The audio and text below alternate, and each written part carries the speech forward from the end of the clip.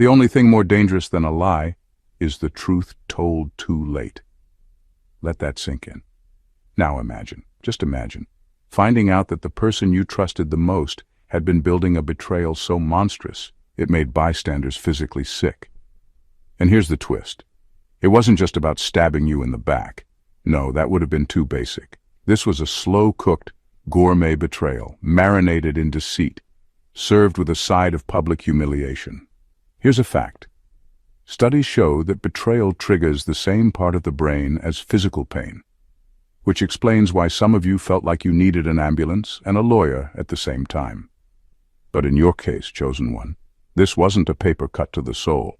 This was open-heart surgery performed by someone holding a rusty butter knife. Yet, you took it like a god, calm, unmoved, like someone watching an amateur magician fail a trick they'd already seen from backstage. That's what shocked people the most. Not just the horror of what was done, but the divine level of grace with which you walked through it. And trust me, your enemies weren't ready for that kind of plot twist. Number 1. You survived a level of treachery that would have turned most into the monster they faced. You survived a level of treachery that would have turned most people into the very monster they were fighting against. That's not an exaggeration. It's the plain truth. There's a point where pain and betrayal get so deep, they start to rewire how a person thinks, talks, and treats the world. Many never make it back from that point. They lose themselves. They harden their hearts until no kindness can break through. They start speaking with bitterness in every word. They carry suspicion into every new relationship. They protect themselves so much that they stop living. And in the ugliest cases, they decide the only way to survive is to play by the same dirty rules as the people who hurt them. You didn't do that. And that's what makes your story unsettling for some people and inspiring for others. They watched you take hit after hit thinking, this is it. This will be the moment they finally snap. But it never came. You didn't become cruel. You didn't start plotting revenge like some twisted soap opera character. You didn't take on their poison just to win the fight. You stayed human. And that is not normal when the pain cuts that deep. What makes this even more significant is that people around you knew how bad it got. They saw the humiliation, the loss, the sleepless nights you couldn't talk about, the way it drained you. They saw opportunities where you could have lashed out and no one would have blamed you. And still, you didn't. That kind of restraint unsettles people because it forces them to ask themselves if they could do the same. The truth is, most can't. They would have let that betrayal redefine them, reshape their personality, and rewrite their morals. But you didn't let the darkness of someone else's soul dim the light in yours. And that's why your survival isn't just about still breathing. It's about still being you. You didn't just walk away alive. You walked away whole. That's a level of victory most people will never know, because it's not about beating the other person. It's about refusing to lose yourself in the process. That's the kind of survival that leaves people in awe and leaves your enemies furious that they couldn't break you. Number 2, their betrayal wasn't just against you.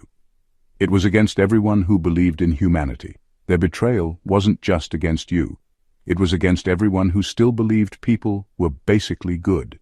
When something that ugly happens in the dark, it can be dismissed as an isolated act. But when it plays out in plain sight, it does more than wound the person at the center. It ripples out and shakes the entire community's sense of what's safe, fair, and right. People who thought they understood loyalty suddenly start questioning it. People who trusted their own ability to read someone's character start doubting their judgment. It's not just your heart that got cracked. It's the collective belief in decency that took a hit. The reason this betrayal made people sick wasn't just because it was cruel. It's because it was calculated. The kind of cold, deliberate planning behind it forces bystanders to face the fact that evil isn't always loud or obvious. Sometimes it wears a smile for years before it strikes. That's a hard truth to swallow for people who've built their lives on believing they can tell the difference between friend and foe. And this is where the damage goes deeper than most realize. You weren't just a victim in their eyes. You were a symbol of something they thought was still safe in the world. Trust, love, friendship, whatever bond you had. Watching that be violated so boldly felt like watching the last light in the room go out. It wasn't just what they did to you. It was the message it sent, that no connection, no matter how solid it looks, is immune from betrayal. The worst part for a lot of people was realizing how close they might have been to a similar fate. Seeing it happen to you made them replay every conversation, every promise someone made to them, wondering if their own circle had a traitor quietly taking notes. You became the unintentional proof that no one is untouchable. That's why this was bigger than you. Your pain was personal, but its impact was public. The betrayal forced people to see that darkness can stand right next to you, smiling, and still be plotting your destruction. And while that truth is unsettling, it's also why your survival shook them. Because you showed that even in a world where that kind of treachery exists, it's still possible to come out standing, and to do it without becoming the same kind of person who hurt you. Number 3. They were banking on the collapse of your mind, not just your life. They weren't aiming to just take you down. They were aiming to dismantle you from the inside out. Their goal was never just about ending your opportunities, your reputation, or your stability. That would have been too easy. They wanted to see your sense of self fracture in public. They wanted you to lose track of who you were so completely that even you wouldn't recognize yourself anymore. This wasn't an attack on your life in the physical sense. It was psychological warfare designed to erase you while leaving your body walking around. They counted on the idea that enough humiliation, isolation, and stress would cause you to mentally collapse. Once that happened, they could control the narrative. They could say you were unstable, bitter, or self-destructive, and people would believe it because you'd be too broken to defend yourself. That's how deep their strategy went. They weren't just trying to hurt you in the moment. They were trying to permanently alter your legacy. What makes this even more twisted is that they wanted it to happen in a way that looked like it was your fault. The trap was to push you until you exploded so they could step back and say, "See, look how they really are." They wanted to bait you into becoming the very image they'd been painting behind your back. And if you had fallen for it, they would have had all the evidence they needed to rewrite the truth in their favor. But here's the part they didn't see coming. You refused to play into their script. You didn't give them the public breakdown they were salivating over. You didn't lash out in ways that could be twisted against you. Instead, you held your ground, even when it meant suffering in silence longer than most people could bear. That choice starved their plan of oxygen. The reason people are sickened now is because they realize how close they came to watching a human being be erased in real time, and how intentional the attempt was. They're not just disgusted by what happened. They're shaken by how methodical it was. You surviving without crumbling didn't just save your own mind. It shattered the whole illusion they tried to build. And that's why, even though they thought they were crafting your ending, all they really did was hand you a more powerful beginning. Number 4. You were the last person they should have chosen for this kind of war. They truly believed they had chosen the perfect target, someone they could break down piece by piece until there was nothing left but compliance and defeat. They mistook your kindness for weakness, your patience for passivity, and your silence for submission. In their minds, you were easy prey. What they didn't realize was that you weren't just standing on your own strength. You were plugged into something far beyond what human malice could touch. Your endurance wasn't even part of their calculations. They expected a short fight, a quick collapse, a neat ending where you would quietly disappear and they would walk away victorious. They had no plan for what to do if you refused to fall. They had no backup strategy for someone who kept standing, no matter how many blows they delivered. The more they pushed, the more they exposed their own fragility, because every failed attempt to destroy you only revealed how deeply they needed you to break in order to validate themselves. They didn't understand that you've been through storms long before they even knew your name. You've endured losses, betrayals, and trials that would have crushed them instantly. What they brought to the table wasn't new. It was just another chapter in a book you've been surviving for years. And because you've walked through worse, their cruelty felt more like background noise than the earth-shattering attack they thought it would be. The thing about operating on a higher frequency is that you process attacks differently. You don't take every wound as a reason to quit. You see it as confirmation that you're carrying something too valuable to be left unchallenged. And that's what they accidentally revealed. By targeting you, they expose just how threatening your presence, your influence, and your resilience really are. Now they're left in the most uncomfortable position possible. Locked in a war they started but can't win.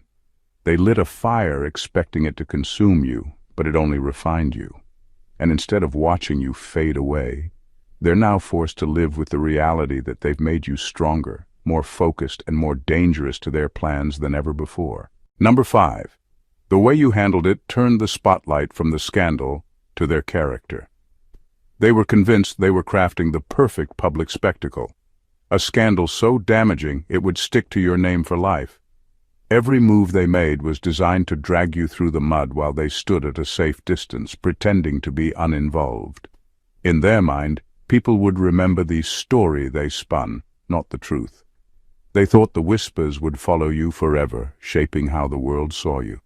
But the way you carried yourself flipped the entire script in a way they never saw coming. You didn't react the way they planned. You didn't spiral into desperate defenses, frantic explanations, or emotional outbursts they could use as proof against you. You didn't go on a public rant or try to tear them down to save yourself. Instead, you moved with a level of composure that made people question everything they had been told. That calmness became the crack in their narrative, and through that crack, the truth started to leak. The more you stayed centered, the more people started watching them. They began noticing the inconsistencies in their behavior, the little slips in their stories, the strange satisfaction they seemed to get from the chaos. What was supposed to be a trial against you turned into an investigation into who they really were. And when people finally saw the depth of their deception, it stopped being your shame and became their curse. Now when the scandal is brought up, it's no longer about what you supposedly did. It's about what they proved themselves capable of. The story has shifted completely. It's a character study on manipulation, cruelty, and the length someone will go to in order to destroy another person.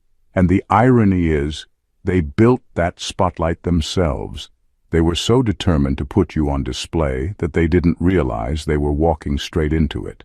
The shame they tried to hand you never stuck because you refused to accept it. Instead, it circled back and settled exactly where it belonged, on their conscience. And here's the part that burns them the most. The world isn't talking about your downfall anymore. They're talking about their soul, their choices, and their inability to stand next to you without looking small. Number 6. You showed that strength doesn't always announce itself. Sometimes it just refuses to die. They were betting everything on a spectacle. They needed you to explode, to shout, to cry, to make a scene that would validate every lie they'd been telling about you behind closed doors. In their minds, the only way to prove their version of events was to push you into reacting exactly how they wanted. But instead of giving them that moment, you did the one thing they weren't prepared for. You stayed steady. You didn't give them fireworks. You gave them silence that cut deeper than any outburst could. That restraint wasn't about pretending you weren't hurt. It wasn't about bottling things up or trying to look strong for the sake of appearances. It was about knowing that not every battle is won by swinging wildly. Some are won by letting the enemy run out of ammunition while you remain standing. Your refusal to be dragged into chaos starved their betrayal of the oxygen it needed to burn bright. Without your emotional reaction to feed on, their entire plan began to suffocate. People mistake loudness for strength, but there's a power in stillness that most will never understand. It's the kind of strength that doesn't beg for recognition, doesn't demand an audience, and doesn't crumble when no one is cheering. You didn't need to announce your strength. You simply refused to die in the storm they sent your way. That refusal in itself became the loudest statement you could have made. What unsettled them most was realizing they had no control over you. They couldn't pull you into a public meltdown, and they couldn't provoke you into self-destruction. Every time you chose not to react, you forced them to carry the weight of their own actions with no distraction to hide behind. The silence they thought would make you look weak became the mirror that showed everyone exactly who they were. In the end, your quiet endurance didn't just protect you, it destroyed their strategy. They wanted chaos, but you gave them composure. They wanted a show, but you gave them nothing to watch except their own guilt. And that's the kind of strength that doesn't just survive betrayal. It turns it into their undoing. Number 7. You didn't just lose people, you lost entire illusions about the world. The betrayal cost you more than relationships. It dismantled entire illusions you once carried about how the world works and who people really are. Before it happened, there were certain unspoken rules you believed everyone lived by. Loyalty meant something. Promises had weight. Friendship had a line it wouldn't cross. But when people you trusted stepped so far over that line without hesitation, it wasn't just your heart that broke. It was the framework you'd built your understanding of humanity on. What made it even heavier was that you weren't the only one affected. The people who witnessed it, whether directly involved or watching from a distance, felt a shift too. It was like a collective innocence got stripped away in real time. Suddenly, those who thought they could spot danger or deception learned that evil doesn't always look like a villain. Sometimes it looks like a friend, a mentor, a family member, and that's a truth most people aren't ready to face until it's forced on them. Part of the sickness in the air came from that forced awareness. It wasn't just about what they did to you. It was about what their actions revealed about what's possible when greed, envy, or malice take control of a human being. For many, it was the first time they realized that the people smiling at them across the table could also be the ones planning their downfall. That kind of realization doesn't fade quickly. And here's the thing. Once those illusions are gone, they're gone for good. You can forgive, you can heal, but you can't unsee what you've seen. That's why this betrayal changed the atmosphere, not just for you, but for everyone who bore witness. The moral safety people thought they had, it shattered, and in its place came a more sobering truth. Trust is not something to hand out blindly, and not everyone who claims to stand with you actually will when it counts. What you lost wasn't just people, it was a whole chapter of your worldview. And while that loss is painful, it's also what forced you and others to start seeing the world for what it really is. That awareness may feel heavy, but it's the kind of weight that sharpens discernment and makes sure that no one will ever catch you off guard the same way again. Number 8. They turned your existence into a test case and failed miserably. They treated your life like an experiment, as if you were some kind of project they could manipulate, break apart, and use as proof that no one could survive the kind of pressure they were about to unleash. They wanted to create a public example of you, a cautionary tale to anyone who dared to carry themselves with too much confidence, integrity, or light. In their minds, once they humiliated you enough, you'd crumble, and they could point to you as evidence that no one is untouchable. But instead of confirming their theory, you shattered it. What they planned as a study in destruction became a living, breathing example of the limits of human cruelty. They underestimated how deeply rooted your spirit was, and they overlooked the fact that some people are built with a foundation that doesn't crack under the weight of evil. It gets stronger. Every hit they threw at you didn't produce the collapse they predicted. It revealed a resilience that embarrassed them in front of everyone who was watching. The truth is, they were never just attacking you. They were making a statement to everyone else. If we can break this one, we can break anyone. And that's exactly why their failure stings so badly. Instead of proving your weakness, they proved the durability of your will. Instead of discouraging others, they ended up inspiring them. What was meant to be your downfall became the very thing that elevated your influence. Now, the case study they wanted to present to the world is being studied for a completely different reason. People aren't talking about how you were destroyed. They're talking about how you refused to bow. They're dissecting the way you stood your ground without turning bitter, the way you outlasted their schemes without lowering yourself to their level. Their greatest mistake wasn't in attacking you.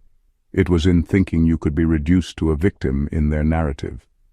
You've become the proof that resilience has no ceiling, and that no amount of malice can outlast a soul that's anchored in something unshakable. And now, the only lesson left from their experiment is that the weapon they tried to use on you will never work on someone who refuses to surrender. Number 9. You made forgiveness look like a weapon, not a weakness.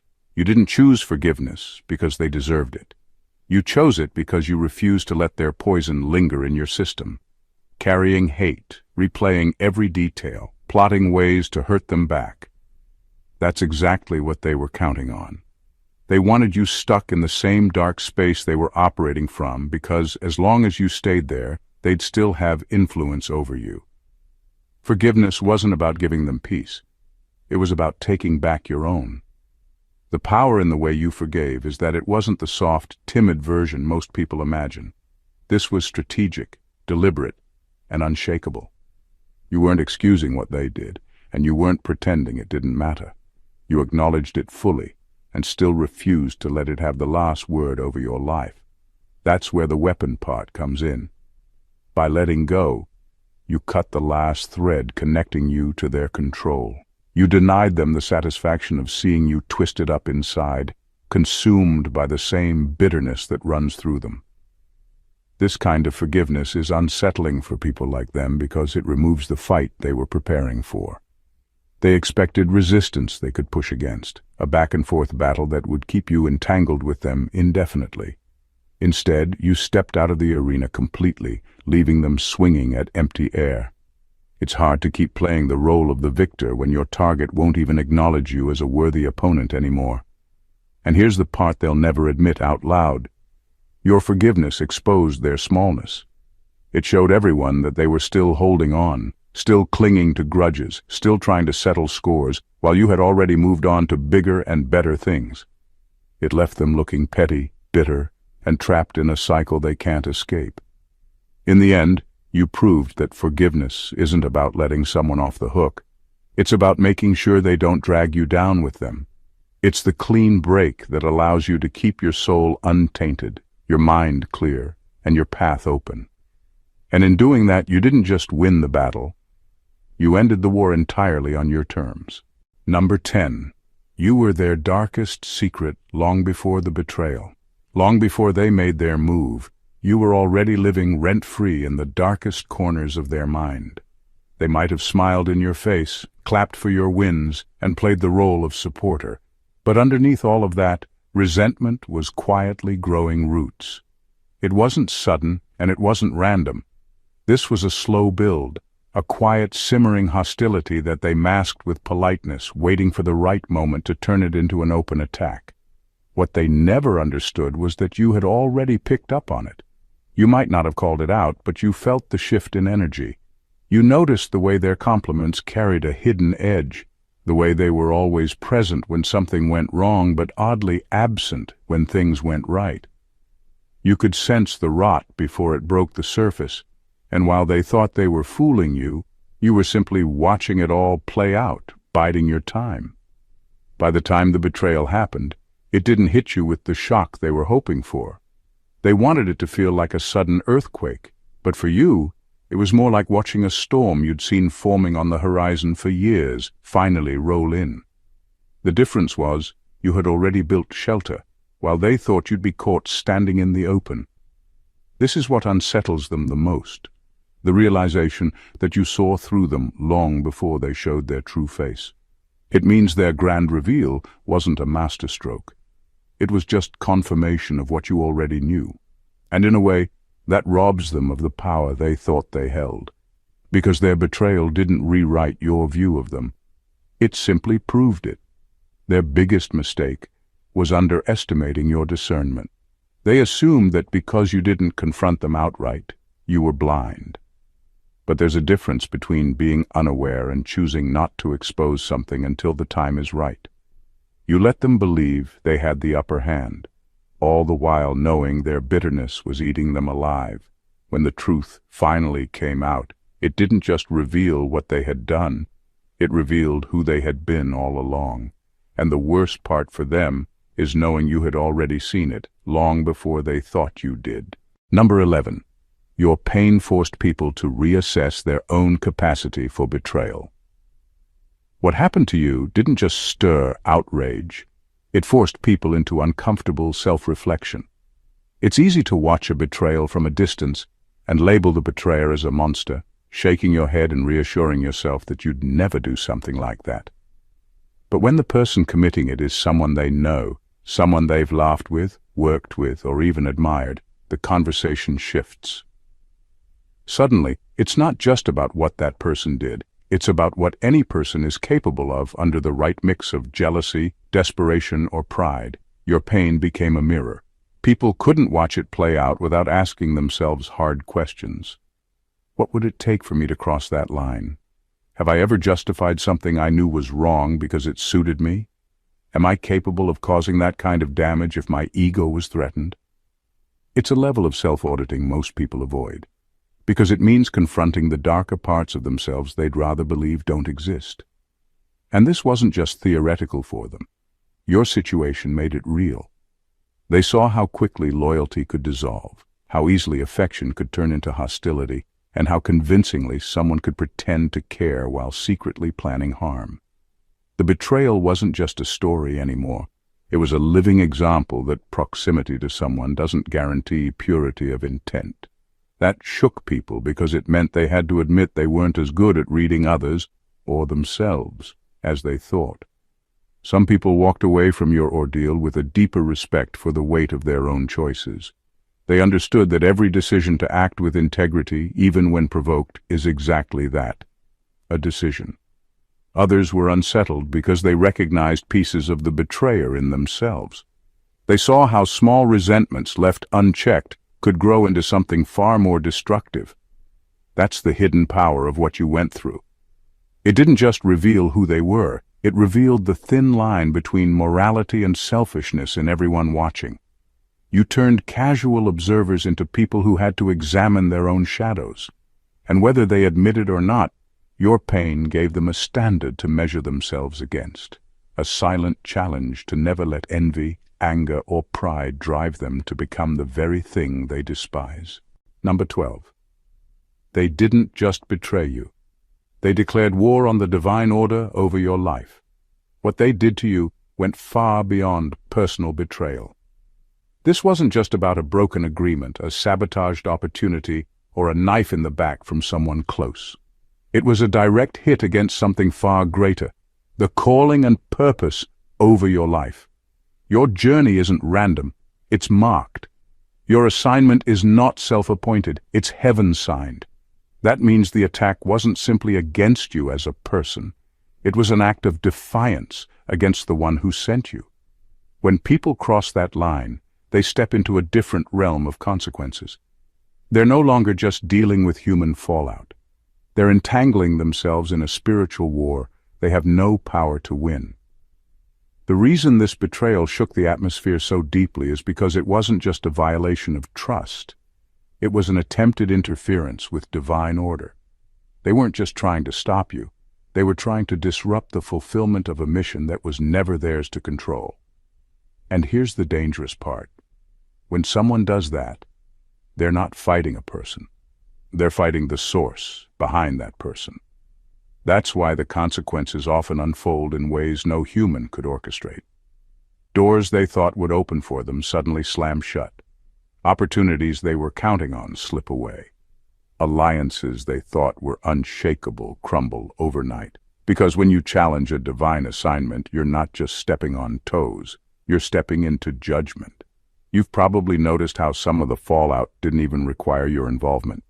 You didn't have to go out and make them pay. The unraveling started all on its own, because the same hands they used to try to dismantle you were the same hands that unknowingly set their own destruction in motion. That's why your survival is more than just resilience. It's evidence. You're still standing not because you dodged the blow, but because your position was fortified by something they couldn't touch. And every day you keep moving forward, you're not just proving them wrong. You're confirming to everyone watching that when a life is aligned with divine order, no betrayal, no scheme, and no act of malice can overturn what's already been written. In trying to take you out, they didn't just oppose you. They picked a fight with heaven, and that's a battle they will never win. Number 13. You became the mirror they can't stand to look into. You didn't have to confront them with angry words, public call-outs, or endless reminders of what they did. Your very presence became the confrontation. Every time they see you alive, stable, and even thriving, it sends a jolt through their conscience they can't completely numb. You became the mirror they can't bear to look into, because you reflect the one thing they've been trying to escape: the truth. It's not just about the betrayal itself, it's about the fact that you survived it in a way they never anticipated. In their mind, the story was supposed to end with you broken, bitter, and buried under shame. They built their peace on the assumption that you wouldn't get back up. But here you are, walking, smiling, existing without the weight they tried to put on you. And that's what destroys them. Because as long as you stand, their narrative collapses. Your survival is not silent to them, it's deafening. Every accomplishment you make, every day you move forward, every moment you carry yourself with dignity is another crack in the wall they've built to protect their ego. It forces them to remember the lengths they went to in order to break you, and how none of it was enough. You are living proof that their best shot still failed, and they can't unsee it. The truth is, you don't have to remind them of what they did. They replay it every time you enter the room, every time your name comes up, and every time they realize you've healed without their apology. It's a kind of torment they can't escape because you've become an unavoidable witness to their character. They can try to avoid you physically, but they can't avoid the reality you represent, that they were exposed and you endured. They might try to project confidence or pretend they've moved on, but deep down they know the score. You didn't just survive their betrayal, you transformed it into an unshakable testimony, and now, whether they admit it or not, you've become the living, breathing evidence that what they did says far more about them than it ever could about you. That's why the sight of you unsettles them. You are the proof they can never rewrite. Number 14. The aftermath proved one thing. You're not just hard to kill, you're impossible to replace. The aftermath of what they did didn't just leave scars. It left a glaring hole. They assumed that once you were gone, people would quickly adjust, that someone else could step into your place, and life would go on without disruption. They were wrong. Your absence didn't just register, it screamed. It made the whole environment feel off balance, like a foundation had been ripped out from under it. The truth is, your roles, whether in relationships, family, community, or work, wasn't just about what you did, it was about who you were. You weren't filling a slot, you were holding up an entire atmosphere. Your presence had a stabilizing effect, a quiet influence that people didn't fully recognize until it was gone. Now they see that the peace, productivity, and even sense of direction they took for granted had your fingerprints all over it. They thought your removal would be their moment to shine, but instead, it exposed the fact that their light was never their own. It was borrowed from the environment you sustained. Without you, cracks started appearing. Tensions grew. The chemistry changed. It became clear that they hadn't elevated anything. They had only dismantled it. And now people aren't just missing you, they're reassessing everything they believed about the ones who pushed you out. What makes it even more brutal for them is that your absence didn't just hurt on a personal level, it made them look small. Their big plan to eliminate you didn't just fail to make them look better, it made them look unnecessary. People began asking, why did they ever do that? And things were better before. Those questions sting because they expose the truth. You were the asset, the glue, the unspoken anchor. Now, no matter what they try to build in your place, it feels hollow. It's like replacing a rare gem with a plastic replica. The shape might be similar, but the substance isn't there. And every attempt to pretend otherwise just reminds everyone that the real loss wasn't the position, the connection, or the project. The real loss was you. And the one thing the aftermath proved beyond doubt is that while you may have been betrayed, discarded, or underestimated, you were never replaceable. Not then. Not now. Not ever. At the end of it all, this wasn't just a story about betrayal.